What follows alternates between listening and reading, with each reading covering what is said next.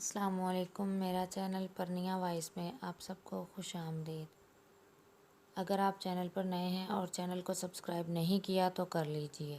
Channel کو ضرور subscribe کر لیں تاکہ نئی آنے والی ویڈیوز آپ کو ملتی رہیں، اور کمنٹ میں اپنی رائے بھی ضرور دیں۔ آج ایک پیارا ناول لے کر حاضر ہیں، چلے چلتے ہیں ناول کی جانب، جس کا نام ہے عشق ہوا کیسے ہوا، جس کی رائٹر ہیں ماورا طلحہ۔ موسم حد درجہ رنگین تھا۔ پھوار کی صورت برستی بارش اور ٹھنڈی ہوا نے گرمی کی آتی لہر کو روک لیا تھا۔ اپنا آخری لیکچر دے کر وہ نکلی ہی تھی کہ پرنسپل آفس سے بلاوا آ گیا۔ وہ جو کالج کے بعد گھر جا کر موسم کا مزہ لینے کا سوچ رہی تھی، اس بلاوے سے سخت بدمزہ ہوئی، کیونکہ اسے تب ہی بلایا جاتا جب معاملہ گھمبیر ہوتا۔ اس نے حسرت بھری نظروں سے اپنے ساتھی لیکچرارز کو کالج گیٹ سے نکلتے ہوئے دیکھا اور سست قدموں سے چلتی ہوئی پرنسپل آفس تک پہنچی۔ وہ اس دوران مسلسل یہی سوچتی رہی کہ اب ایسا کون سا مسئلہ ہو گیا جس کے لیے کل کا انتظار نہیں کیا جا سکتا تھا۔ مس امبر ذوالقرنین کا شمار سخت ترین اساتذہ میں ہوتا تھا۔ ان کا تقرر ہمیشہ وہیں ہوتا جہاں حالات قابو سے باہر ہو جاتے، اور ان کی بہترین کارکردگی کی گواہ وہ خود تھیں۔ مس امبر نے خوش دلی سے اس کا استقبال کیا، حال احوال کے بعد معاملے کی نوعیت اس کے سامنے رکھی۔ وہ جو مسکراتی ہوئی ان کی بات سن رہی تھی، بات کے اختتام تک اس کے چہرے پہ مسکراہٹ کا شائبہ تک نہیں تھا۔ میم، یہ کیسے ہو سکتا ہے؟ آپ جانتی ہیں میں نے اپنی 20 سالہ نوکری کے دوران بہت سے ناممکنات کو ممکن کیا ہے، اور انشاءاللہ اس معاملے کا شمار بھی اسی زمرے میں ہوگا۔ میم، وقت بہت کم ہے، ہم اتنے مختصر عرصے میں اتنے بڑے لیول پہ کچھ نہیں کر سکتے۔ وہ خود بہت سے ناممکن کام کر چکی تھیں، اور اس لیے مس امبر کی پسندیدہ تھی۔ جہاں معاملہ درپیش تھا وہ ہر طرح سے مختلف تھا۔ میم، اس سلسلے میں میرا کوئی تجربہ نہیں۔ اس نے انکار کی ایک اور کوشش کی، مگر مقابل کے تاثرات ہنوز وہی تھے۔ اس نے الوداعی مصافحہ کیا اور آفس سے نکل آئی۔ موسم کا رنگ بدل چکا تھا، ہلکی پھوار نے موسلا دھار بارش کا روپ دھار لیا تھا۔ اس کی جلدی واپسی کے امکانات بارش نے ختم کر دیے تھے، اسی لیے اسٹاف روم کی جانب بڑھ گئی۔ دماغ میں گونجتی مس امبر کی آواز سے چھٹکارا پانے کے لیے بیگ سے جان ناول نکالا اور پڑھنا شروع کر دیا۔ یہ نسخہ کارآمد ثابت ہوا، اور اب وہ ارد گرد سے بے نیاز مطالعے میں مگن ہو گئی تھی۔ 1.5 گھنٹے بعد بارش کا زور ٹوٹا تو وہ اسٹاف روم سے گھر جانے کے لیے نکلی۔ بارش کی وجہ سے ٹریفک جام تھا، اور رہی سہی کسر سڑکوں پہ کھڑے پانی نے پوری کر دی تھی۔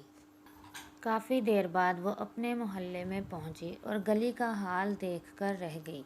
گھٹنوں گھٹنوں تک پانی اس کی ہمت دیکھنے کو تیار تھا۔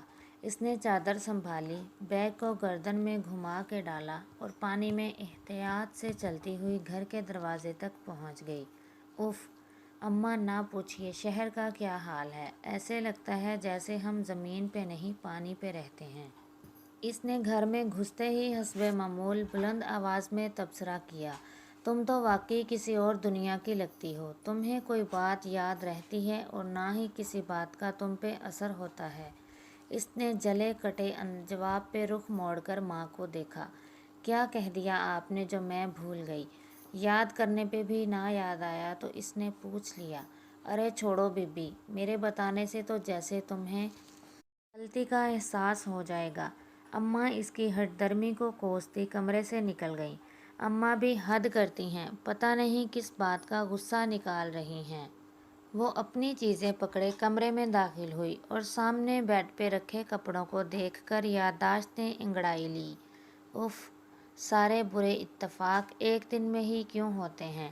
اپنی کم عقلی پہ افسوس کرتی وہ ماں کے پیچھے گئی۔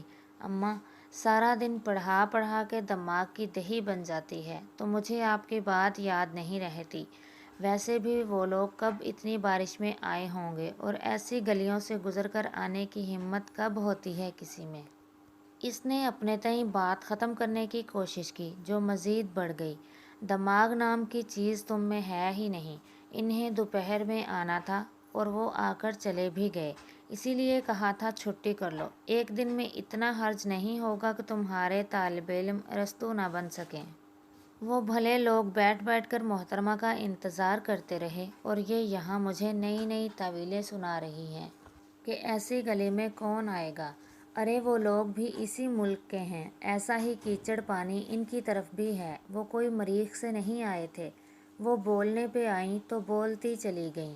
اماں، حسب معمول میرا حسب نسب کھنگال نے ابو کی پسند کی شادی کا سن کر سب سے کٹ کے ہمارے اکیلے رہنے کا جان کر دوسروں کی طرح وہ بھی اٹھ کر چلے گئے ہوں گے۔ پھر آپ کیوں خود کو ہلکان کرتی ہیں اور اپنے ساتھ ہر بار مجھے بھی امید کے جگنو دکھاتی ہیں؟ اس کا جواب سن کر ان کے چہرے پہ تلخ سا تاثر ابھرا۔ ہر کوئی ایک جیسا نہیں ہوتا، پانچوں انگلیاں برابر نہیں ہوتی۔ وہ لوگ رشتہ پکا کر گئے ہیں اور بہت جلد شادی کی تاریخ رکھنا چاہتے ہیں۔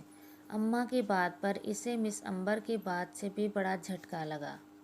مجھے دیکھے بنا، کوئی تفتیش کیے بغیر وہ رشتہ پکا کر گئے۔ اس کی آنکھیں حیرت سے پھٹنے کو ہوئیں۔ ہاں، تمہارا لیکچرر کا سن کے ہی وہ لوگ بہت خوش تھے کہ تم اتنے معزز پیشے سے منسلک ہو۔ مجھے بھی وہ لوگ اچھے لگے۔ لڑکا خوش شکل ہے، اس کی اپنی الیکٹرانک کی دکان ہے، باقی پوچھ گچھ میں محلے کے لڑکوں سے کروا لوں گی۔ اماں کی خوشی دیدنی تھی۔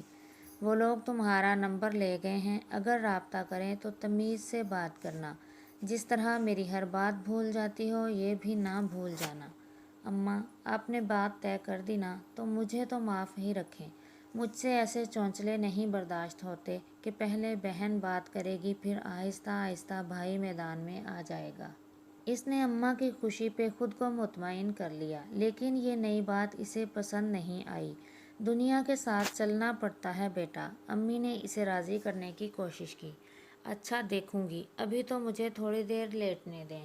سارا دن گزر گیا، اب تو مجھے بستر یاد آ رہا ہے۔ اس نے کمرے کی طرف جاتے ہوئے انہیں مطمئن کیا۔